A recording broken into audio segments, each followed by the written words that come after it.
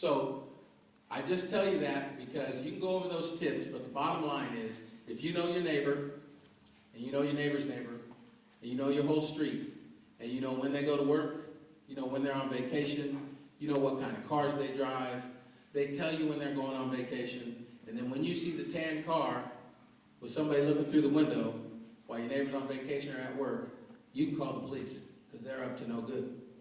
And if you see a license plate on a car that, you know, you have built-in instincts. You know, when the hair on the back of your neck starts standing up, you get a weird feeling. There's a reason for that, and it's normally right. 99% of the time, it's probably right. So if you're getting that feeling about somebody that's on your block or a car that's parked on your street, at the least, write down a license plate number. Write down a description, because you'll be amazed how much you forget when the day passes. And then, like I said earlier, if somebody gets burglarized on your street, you have that there. If nobody does, that's fine also, you just throw it away. But in general, that's how we keep our community safe. If when some criminal walks down your street, and just about every other house says hello to him and looks at him, like, I'm looking at what you look like, pal. If you do something, we'll have your ingrained in my mind. If every car in the house has alarms, if every car in the house, every house on the block calls in, and is a very active community, and has people out in front playing and having barbecues and things like that, criminals, you're not gonna reform a burglar to not be a burglar. But I guarantee you they'll move to a different community that's much more easy. In other words, if this gentleman right here has an alarm and a lock on his steering wheel and all that stuff, and this young lady right here doesn't have any of that, leaves her window open on her car and her keys on her car seat, I'm not picking his car, I'm picking her car. Same thing with neighborhoods. If your neighborhood is not connected, if we're not connected to you, if you're not able to feel comfortable to tell us things, if we don't have officers that are responding to your needs and doing things like that, that's easier for that neighborhood to become a criminal. So my commitment to you is we need to listen to what you have to say. We need to respond to what you have going on. We have an officer assigned to each neighborhood association in Natomas.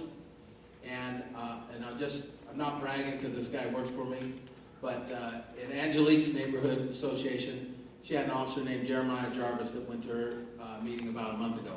And he asked one question, which is a perfect question, and I didn't tell him to ask it. He asked, if I had 10 minutes to drive through your neighborhood, what would you want me to look for?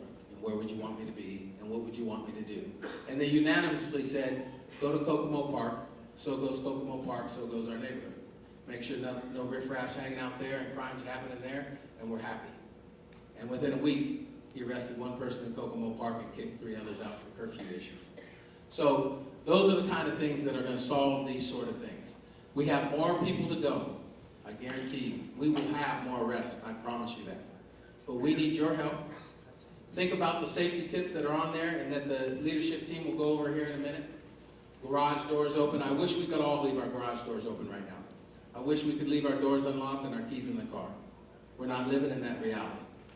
But we can be safer. We can look out after each other. We can bring these criminals to the courthouse and have them do a little bit of time.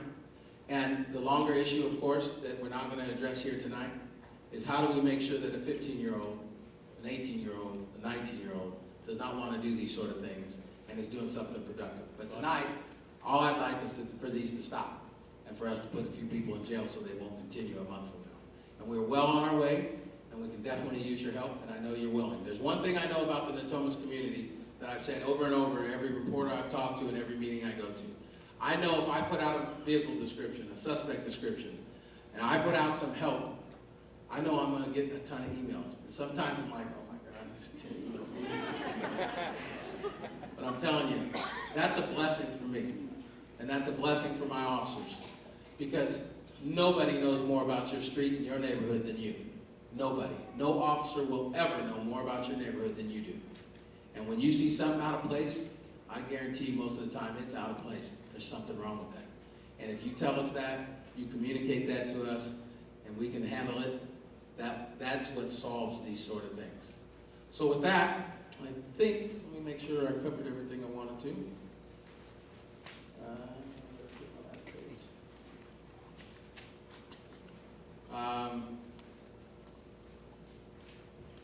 Yep, that's it. So basically, the safety tips, as far as I'm concerned, is together we can make Natomas an unsafe place, unattractive place for criminals.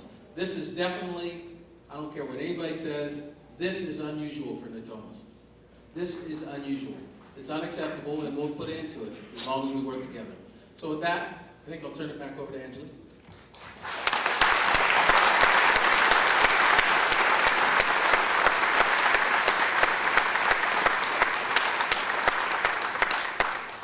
I probably don't have to tell you how really lucky we are to have Captain Hahn as the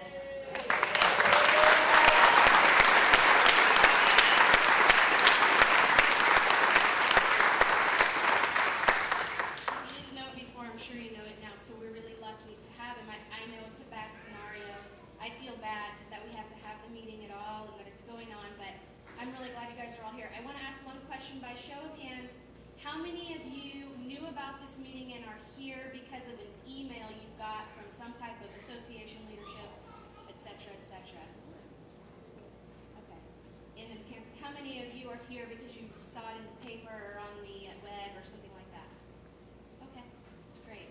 So then most of you know that Natomas is extremely connected. I've never seen anything like it in my life, and my T-Mobile bill could tell you. You know, the amount of emails that we get on the Blackberries and this group shares are tremendous, and I'm hoping that that level of commitment to the communities will help solve these crimes and these problems. And I just want you guys to know the goal of tonight was to get as much information out as we could. So I'm just going to ask you all to, when you leave here, take these packets, take extra of the packets, give them to your neighbors, give them to people you know live in North and South Natomas, spread the word. The last 2 pages of this document are titled, What You Can Do in Your Neighborhood to Stay Safe. I know they came in your packet from the police department.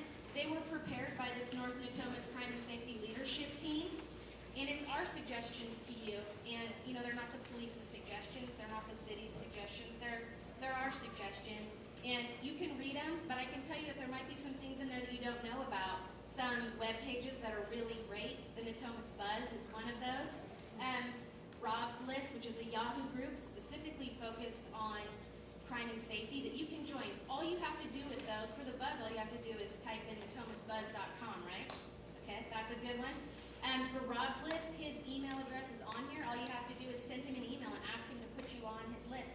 And then you'll get emails all the time about what's going on. Things like this meeting or all of these updates. Captain Daniel Hahn has an email list, and he sends out daily crime reports. If you're not on that list and you'd like to be on it, his email address is in this packet. My email address is in this packet. I have a list that primarily is about Creekside, but I tend to send out a lot of stuff about the community as well. You can email me. And if you're in leadership, there's a group called NAL Network that Paul Johnson runs. If you're a leader of an association, neighborhood, or homeowner, you can be in that if they handle leadership issues. But there's all kinds of opportunities to be connected in Natomas, and it's not just north, it's south also. And we really need to work together to deal with all this stuff. If we don't, we're not going to catch them. I can tell you that one message I want the media to get that most of you probably already know is that there's a lot of security cameras in Natomas. There's a ton of neighborhood watches in Natomas, and there's a lot of great neighbors and great people in Natomas. So it's just a matter of time until we catch them. It really is. And we've caught people before. We've helped the police department catch people before. I know we can do it again. We're going to have to work together.